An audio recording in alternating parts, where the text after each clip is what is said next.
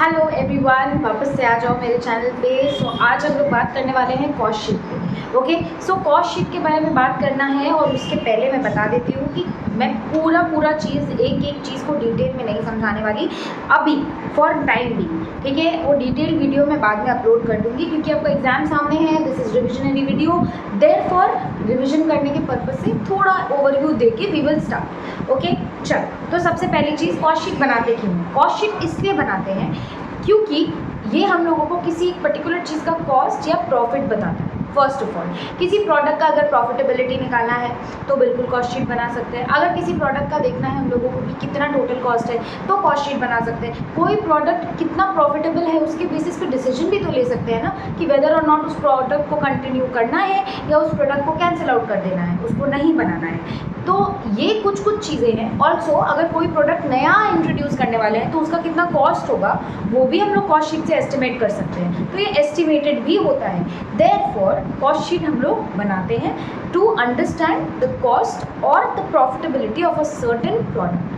ठीक है, इसमें कोई भी फाइनेंशियल नेचर का चीज़ नहीं आता। वैसे भी कॉस्ट में कोई भी फाइनेंशियल नेचर का चीज़ नहीं आता। It is not concern with the bad debts, it is not concern with interest that you are earning और the interest that you are paying. It is not concern with any kind of provisions. ये सारी चीज़ें या फिर penalties, ये सारी चीज़ें कभी भी कॉस्ट शीट में नहीं आती है। ठीक है, पहला चीज़। दूसरा चीज़, कॉस्टिंग पीएल में एबनॉर्मल आइटम्स जाता है। कॉस्टिंग पीएल यहाँ बनाना नहीं सीख रहे, but costing PL non integrated ledger में आपका है जिसमें आप सीखोगे। कॉस्टिंग पीएल में वो है कॉस्टिंग का प्रॉफिट एंड लॉस अकाउंट। जैसे ट्रेडिंग पीएल बनाते हैं हम लोग फाइनेंशियल अकाउंटिंग के लिए, वैसे ही कॉस्ट अकाउंटिंग के लिए हम लोग कॉस्ट शीट और कॉस्टिंग पीएल बनाते हैं। ऑल्सो कॉस्टिंग लेजर्स भी बनता है। Okay, so let's get started, let's move into the format. यहाँ पे आप देख रहे हो मैंने फॉर्मेट लिख दिया है, थोड़ा और अच्छे से मैंने खोल के लिखा है कि आपको पता रहे कि जो आपका एंट्रीज आ रहा है कौन सा एंट्री कितना कितना इसमें जाने वाला है। तो सबसे पहले क्या है, before we get into this,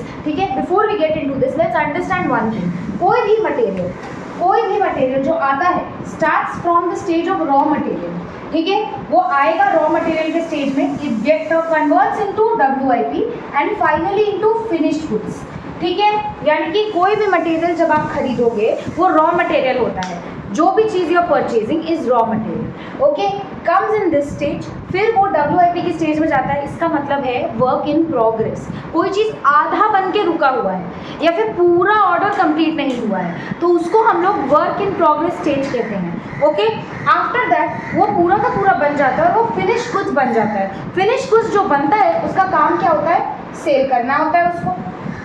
ठीक है, सेल करना होता है उसको। सो बेसिकली हम लोग यहाँ पे रॉ मटेरियल से शुरू करके फिनिश गुड्स तक पहुँचते हैं। तो यहाँ से इसके पहले से परचेज ऑफ रॉ मटेरियल के पहले से शुरू करके आखिर तक हमारा टोटल कितना कॉस्ट लगा ये देखने के लिए हम लोग कॉस्ट शीट बनाते हैं। ऑल्सो एक चीज़ ध्यान में रखना है, हर तरीके का कॉस्ट जो एक प्रोडक्ट के पीछे लग रहा है पूरा का पूरा वसूली किससे करते हैं, एक कस्टमर से वसूली करते हैं। ठीक है, देयरफॉर ये ओवरहेड के चैप्टर में भी पढ़ोगे, सीखोगे कि जो डायरेक्ट खर्चे हैं जो कि एक पर्टिकुलर चीज़ में लगा है वो तो आप कस्टमर से रिकवर करते ही हो, प्लस जो इनडायरेक्ट खर्चे हैं वो भी आप रिकवर करते हो। डायरेक्ट खर्चा मतलब ये देख के ही आपको समझ आ जाएगा इसमें क्या है। आप देखो प्लास्टिक है, that is directly attributable to the product, जो आपको देख के ही समझ आ रहा है कि इसमें लगा हुआ है प्लास्टिक है।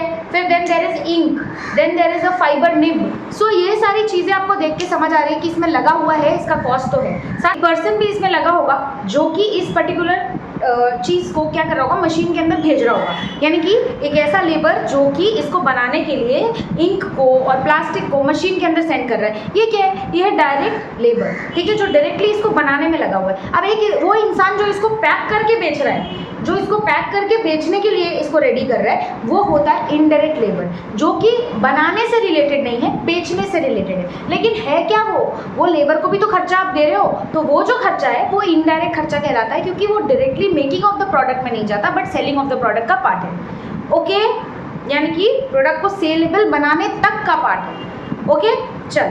So this was a basic knowledge about this. अब आगे देख लेते हैं, ये तो फॉर्मेट है। फॉर्मेट में देखते हैं कैसे कैसे किस किस स्टेप में क्या क्या ऐड होता है। Starting from opening stock of raw material, यानी कि आपके पास जो स्टॉक पड़ा हुआ है पहले वो, प्लस जो आपने परचेज किया, प्लस कोई भी अगर उसमें फ्रेट या कैरेज इन्वर्ट लगा, यानी कि ये वही चीज़ है जैसे कि मशीन में इंस्टॉलेशन कॉस्ट उसके साथ ऐड हो जाता है, वैसे ही सामान खरीदा है तो उसको लेके आने का खर्चा भी तो उसी में ऐड हो जाएगा ना, ठीक है।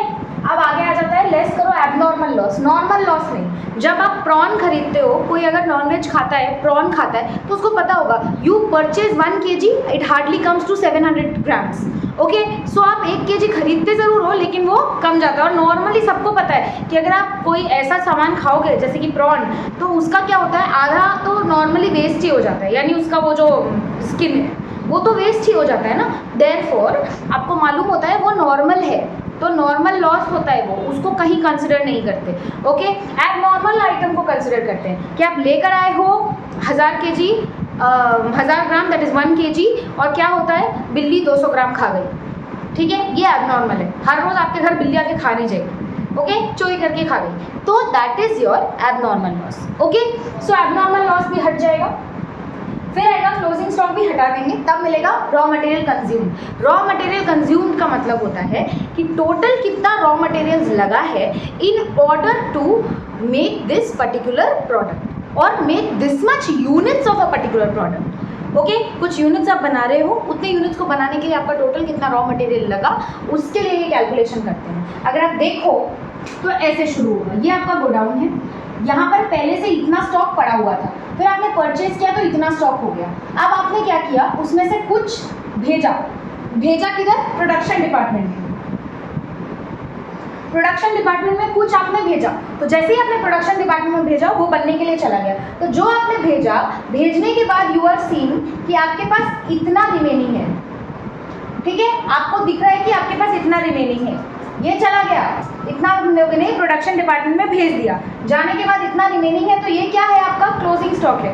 फिर थोड़ी देर के बाद आप आके देखते हो कि अब आपके पास इतना ही रिमेनिंग है, इसका मतलब ये पोर्शन जो है वो कहाँ चला गया, बिल्ली के पेट में, ये था एबनॉर्मल लॉस। तो अल्टीमेटली आपके पास कितना बचा रहा, इतना बचा रहा, एंड सेकेंडली आपका गया कितना वो आपको पता है। मान लो टोटल में आपका 10,000 kgs गया है बनने के लिए, ठीक है, तो ये तो आपको पता है 10,000 kg गया है। अगर आपको ये पता नहीं है तो आप निकालोगे कैसे, वही जितना पहले से था, जितना आया और जितना बचा रहा, उसके आप निकाल लोगे कि कितना एक्चुअली प्रोडक्शन में गया। एक काम करते हैं, एक बार वैल्यू से समझ लेते हैं।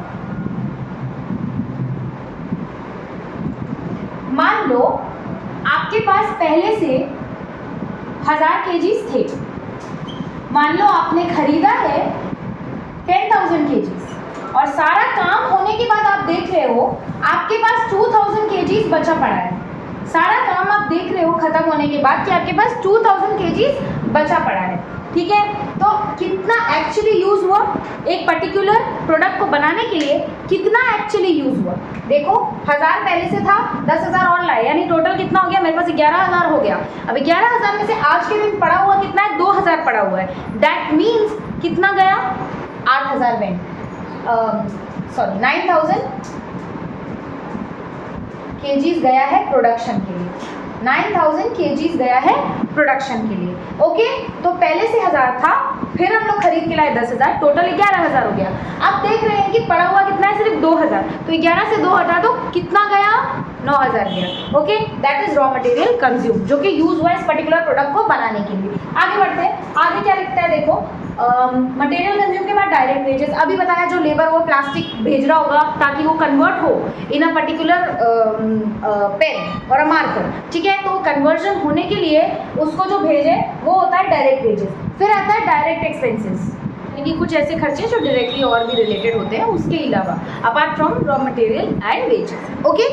सो नाउ इन तीनों को मिला के हमें क्या मिलता है, मटेरियल प्राइम कॉस्ट। प्राइम का मतलब क्या होता है, मोस्ट इम्पॉर्टेंट या फिर डायरेक्ट, ठीक है। प्राइम कॉस्ट का मतलब जो कि सीधा सीधी मेजर कॉस्ट या मेन कॉस्ट है। एक प्रोडक्ट को बनाने में मेनली पहला तो ये कॉस्ट लगता ही है, फिर over and above this extra दूसरे कॉस्ट भी लगते हैं, ओके। सो दूसरे कॉस्ट के अंदर में इसके अलावा जितने भी इनडायरेक्ट खर्चे होते हैं उसको हम लोग ओवरहेड कहते हैं। जितने इनडायरेक्ट खर्चे होते हैं उसको हम लोग क्या कहते हैं, ओवरहेड, ओके। सो अब ओवरहेड भी ना यहाँ पे 3 तरीके का होता है। पहले तो हम लोगों ने रॉ मटेरियल ले लिया, सारे लोगों ने उसको भेजना शुरू किया। अब किस स्टेज में पहुंचेगा वो? WIP की स्टेज में पहुंचेगा। ये भी देखेंगे कि ये WIP जो था पहले से, जो कल प्रोडक्शन रुका है, तो आधा दूर पेन बन के खड़ा है और आधा दूर आज कंप्लीट होगा। अब आज भी कुछ ऐसे पेन होंगे जो कि आधा दूर बन के रुका हुआ है, जो कि कल कंप्लीट होने वाला है। तो कुछ ओपनिंग पड़ा होगा और कुछ क्लोजिंग पड़ा होगा। तो जो एक्चुअली में इस साल में इस पर्टिकुलर डेट पे कन्वर्ट हुआ पूरे चीज़ में, यानी कि पूरा फिनिश्ड गुड्स में, वो कितना है वो आप निकालेंगे। Okay, coming back. तो इसके बाद हम लोग क्या ऐड करते हैं? Factory overhead. फैक्ट्री ओवरहेड यानी फैक्ट्री के जो भी अलग अलग तरीके के खर्चे होते हैं, जैसे फैक्ट्री का रेंट, फैक्ट्री का इलेक्ट्रिसिटी, फैक्ट्री का पावर, ठीक है, ये सारी चीज़ें क्या है? These things are your factory overhead. यानी ये डायरेक्टली प्रोडक्ट को बनाने के लिए तो नहीं लग रहा है, लेकिन इसके बिना प्रोडक्ट को बनाना भी मुश्किल है। Okay, so basically factory overhead, because ये इनडायरेक्ट खर्चा है। अब फैक्ट्री ओवरहेड को ही वर्क्स ओवरहेड भी कहते हैं, फैक्ट्री ओवरहेड को ही प्रोडक्शन ओवरहेड भी कहते हैं। ठीक है, सो ये आ गया हमारा फैक्ट्री ओवरहेड का मतलब। और फैक्ट्री में घुसता है तभी तो भाई फैक्ट्री में वो मेजर लेवल पे पहुंचता है, यानी कि वो वर्क इन प्रोग्रेस लेवल पे पहुंचता है, जिसके बाद वो फिनिश गुड्स में कन्वर्ट होगा। सो इसके बाद देखो, plus opening WIP less closing WIP, यानी कि वही चीज़ वापस से वो कंज्यूम्ड वाला पोर्शन निकालने के लिए, जैसे रॉ मटेरियल कंज्यूम में निकाला था, उससे क्या आ जाता है? Works cost. वर्क्स कॉस्ट यानी कि एक प्रोडक्ट को आधा दूर बनाने तक का खर्चा।